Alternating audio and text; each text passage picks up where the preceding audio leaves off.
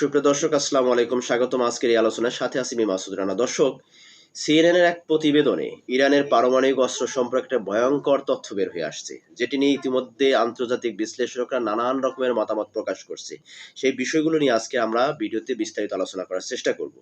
এবং তার সাথে আরেকটি বিষয়, যে এই যে ইরান এবং যুক্তরাষ্ট্রের মধ্যকার যুদ্ধ চলাকালীন সময়ের মধ্যে আবার আলোচনার জন্য যারা মধ্যস্থতাকারী আছে তারা বেশ দৌড়ঝাঁপ শুরু করে দিয়েছে আলোচনা টেবিলে বসার জন্য।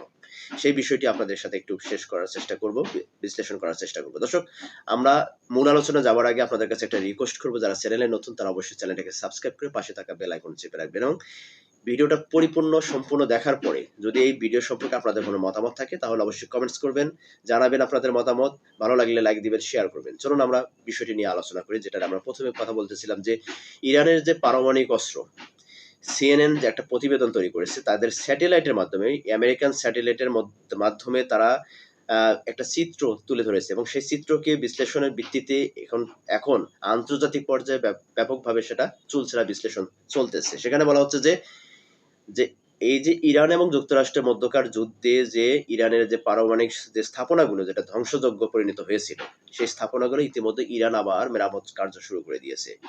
এবং অনেকেই বিষয়টি বলার চেষ্টা করছে। আমি একটা তথ্য, যেটা একটা নির্ভরযোগ্য তথ্য বলতে পারেন, একটা তথ্য অনুপাতে সেটা আমি জানতে পেরেছি যতটুকু, যে ইতিমধ্যে আমেরিকার একজন সামরিক সাবেক কর্মকর্তা তিনি দাবি তুলেছেন যে ইরানের কাছে মোটামুটি 35টি ক্ষেপণাস্ত্র অলরেডি তৈরি হয়ে গেছে।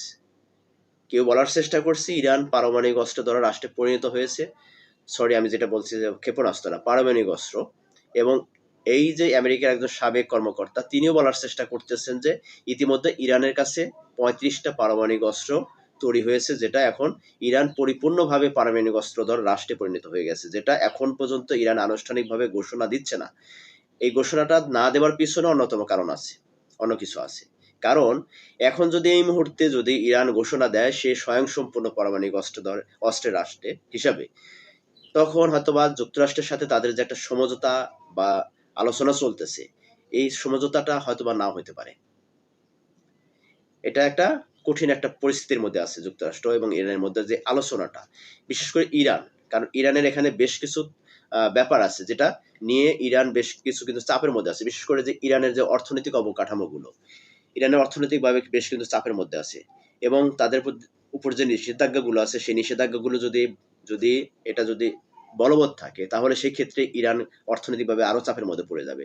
বিশেষ করে যা তাদের প্রতি নিষেধাজ্ঞা, বিভিন্ন তেল রপ্তানিতে নিষেধাজ্ঞা আছে, তারপরে বন্দরগুলো নিষেধাজ্ঞার মধ্যে আছে, এবং জব্দকৃত যে সম্পদগুলো আছে বিভিন্ন দেশে, সেই সম্পদগুলো ফিরে না পাওয়ার একটা আশঙ্কা আছে। তো সবকিছু মিলে ইরান একটা চাপের মধ্যে আছে।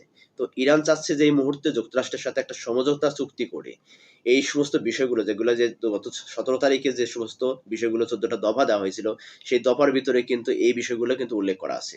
তো সেইটা উল্লেখ আছে যে যেখানে 60 দিন, আগামী 60 দিনের মধ্যে ইরানের যে উপর তেল বিক্রির যে নিষেধাজ্ঞা ছিল সেটা তুলে নেওয়া হয়েছে, যেটা পরবর্তীতে আবার কিন্তু নিষেধাজ্ঞা দেওয়া হয়েছে। যাই হোক, এই নিষেধাজ্ঞা চলমান যদি থাকে আলোচনা, তাহলে এই নিষেধাজ্ঞাটা আবার উঠিয়ে নেওয়া হবে। তো তখন ইরান হয়তোবা তেল রপ্তানি করতে পারবে, এবং জব্দকৃত যে সম্পদগুলো আছে বিভিন্ন রাষ্ট্রে, সেখান থেকে সেগুলো আবার রিকভার করতে পারে। তো এই বিষয়গুলো নিয়ে এখন ইরান বেশ চাপের মধ্যে আছে, যে যদি এখন প্রকাশ করি যে আমরা পারমাণবিক রাষ্ট্রে পরিণত হয়েছি, তাহলে যুক্তরাষ্ট্র আরো বড় ধরনের নিষেধাজ্ঞা তার উপর দিবে। যখন বড় ধরনের নিষেধাজ্ঞা দিবে, তখন অর্থনৈতিকভাবে, বাণিজ্যিকভাবে, আন্তর্জাতিক পর্যায়ে সে বেশ চাপের মধ্যে পড়ে যাবে। যদিও তার পারমাণবিক অস্ত্র যদিও তৈরি হয়ে গেছে, ইতিমধ্যে অনেক বিশ্লেষকরা এটা বলার চেষ্টা করতেছেন। এবং এই যে সিএনএন এর যে প্রতিবেদন আসছে, যে বিষয়টি নিয়ে আমরা কথা বলতেছিলাম, যে সিএনএন যে প্রতিবেদনে তুলে ধরার চেষ্টা করছে যে ইরানের যে সমস্ত বিষয়গুলো, যে স্থাপনাগুলো, পারমাণবিক স্থাপনাগুলো যেটা ছিল, সেখানে যে ধ্বংসযজ্ঞ প্রথমে যে 28শে ফেব্রুয়ারিতে করা হয়েছিল, সেগুলো মেরামতের কিছুটা আলামত তারা স্যাটেলাইটের মাধ্যমে ধরে ফেলেছে, যে ইরান সেগুলো করতেছে, মেরামত করতেছে।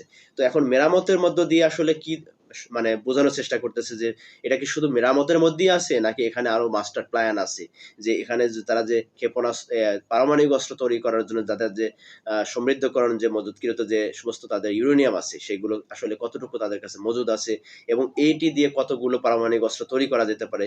এই বিষয়গুলো নিয়ে অনেক বিশ্লেষকরা অনেকভাবে বিশ্লেষণ করার চেষ্টা করছে। তবে অনেক বিশ্লেষকই মনে করছেন যে এই মুহূর্তে ইরান এই আলোচনার টেবিলের কথা বলে তারা পারমাণবিক স্বয়ংসম্পন্ন একটি রাষ্ট্রে পরিণত হয়ে গেছে, পারমাণবিক অস্ত্রে।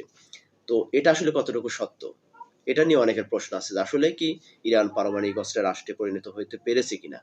তো এই বিষয়টি নিয়ে আসলে অনেক বিশ্লেষকরা অনেকভাবে কেউ পক্ষে বলছেন, কেউ বিপক্ষে বলছেন। কেউ বলছে যে হ্যাঁ, আসলে ইরান পারমাণবিক রাষ্ট্রে পরিণত হয়ে গেছে। আবার অনেকে বলা হচ্ছে এখনো হয়নি। তবে কিছু বাকি আছে যেটা হয়তোবা এই আলোচনার কথা বলতে, বলতে এই ফাঁকেই হয়তোবা ইরান সেটা পরিপূর্ণতা অর্জন করতে পারবে। তবে দর্শক আসলে যে বিষয়টি নিয়ে এখন সবচেয়ে বড় উদ্বেগ যুক্তরাষ্ট্রের, যে ইরান কোনোভাবে যেন পারমাণবিক রাষ্ট্রে পরিণত না হইতে পারে। এই বিষয়টি তো ইসরায়েল এবং যুক্তরাষ্ট্র মিলে ইরানের উপরে যে এই যে যুদ্ধটা, একমাত্র এটাই কারণ। আর দ্বিতীয় কারণ হচ্ছে হরমুজ প্রণালী। কিন্তু হরমুজ প্রণালীর চাইতে সবচেয়ে গুরুত্বপূর্ণ যে বিষয়টি ছিল পারমাণবিক অস্ত্রের যেন রাষ্ট্রে যেন পরিণত না হইতে পারে ইরান। এই বিষয়টি নিয়ে তাদের ভিতরে ব্যাপকভাবে তারা কিন্তু চাপ দিতেছিল ইরানকে।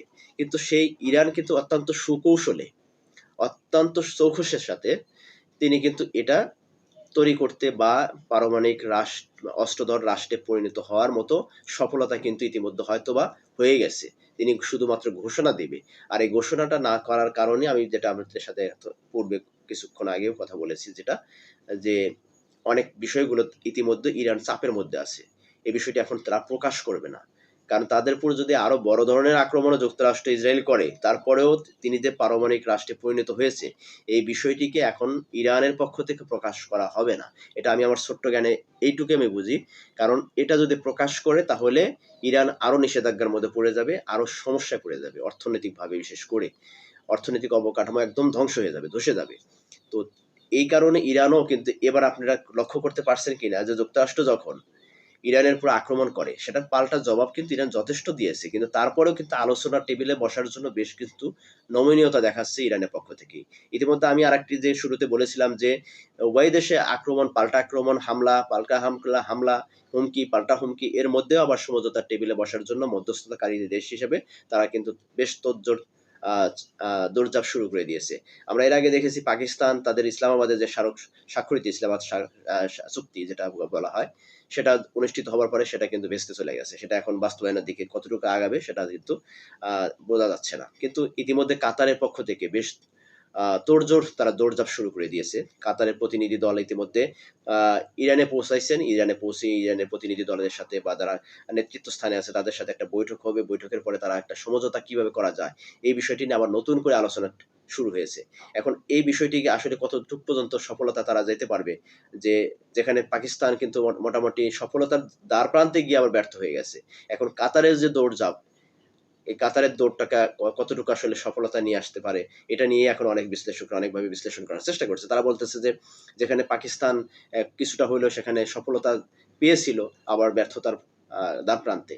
তো এই জায়গা থেকে আবার কাতার সে তার নিজের অবস্থান থেকে, শুধু কাতার না, কুয়েতও আছে, এখানে তুরস্ক আছে এবং পাকিস্তানও আছে, সহযোগিতা করতেছে। সবাই সহযোগিতার মধ্য দিয়ে আসলে যুক্তরাষ্ট্র এবং ইরানের মধ্যে একটা সমঝোতায় আসতে বা আসার জন্য তারা কিন্তু বেশ তোড়জোড় চেষ্টা চালিয়ে যাচ্ছে। এখন বাস্তবিক অর্থ আসলে সফলতা কবে আসবে? সফলতা আদৌ আসবে কিনা?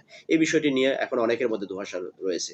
তো আমরা যেটা সাধারণ মানুষ এবং আমাদের মতো ছোট, ছোট রাষ্ট্রগুলো যেটা মনে করছে যে খুব শীঘ্রই তাদের মধ্যে একটা সমঝোতা হওয়া উচিত। বিশ্ব অর্থনৈতিক অবকাঠামোকে রিকভার করার জন্য। বিশ্বের অর্থনীতি যেভাবে ধসে যাচ্ছে, ধ্বংস হয়ে যাচ্ছে।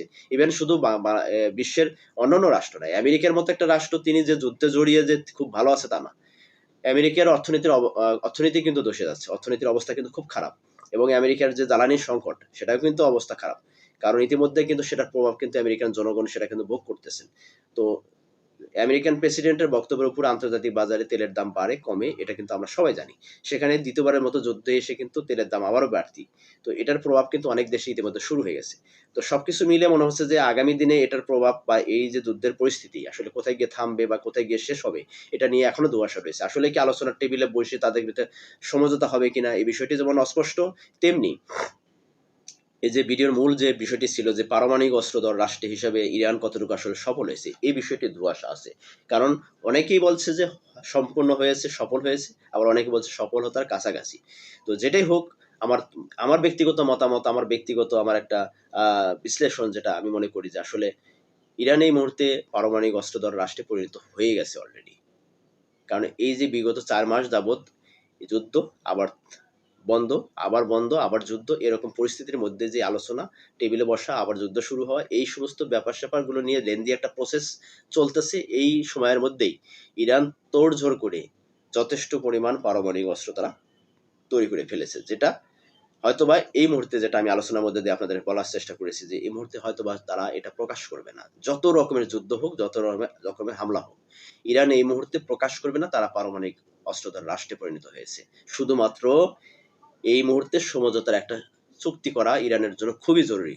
তার নিজের দেশের অর্থনৈতিক অবকাঠামোকে রিকভার করার জন্য, ফিরিয়ে আনার জন্য ইরানের এখন মূল টার্গেট হচ্ছে আমেরিকার সাথে সমঝোতা করে তাদের উপর যে নিষেধাজ্ঞাগুলো আছে, এই নিষেধাজ্ঞাগুলো কোনো রকমভাবে যদি সে ২-৪-৬ মাস এখান থেকে নিষেধাজ্ঞা থেকে উঠে আসতে পারে, মোটামুটি অর্থনৈতিকভাবে যদি একটা স্বাবলম্বী হতে পারে, তাহলে ইরান তখন এটা প্রকাশ করবে। এর আগে ইরানে এখন পর্যন্ত এটা প্রকাশ করবে না।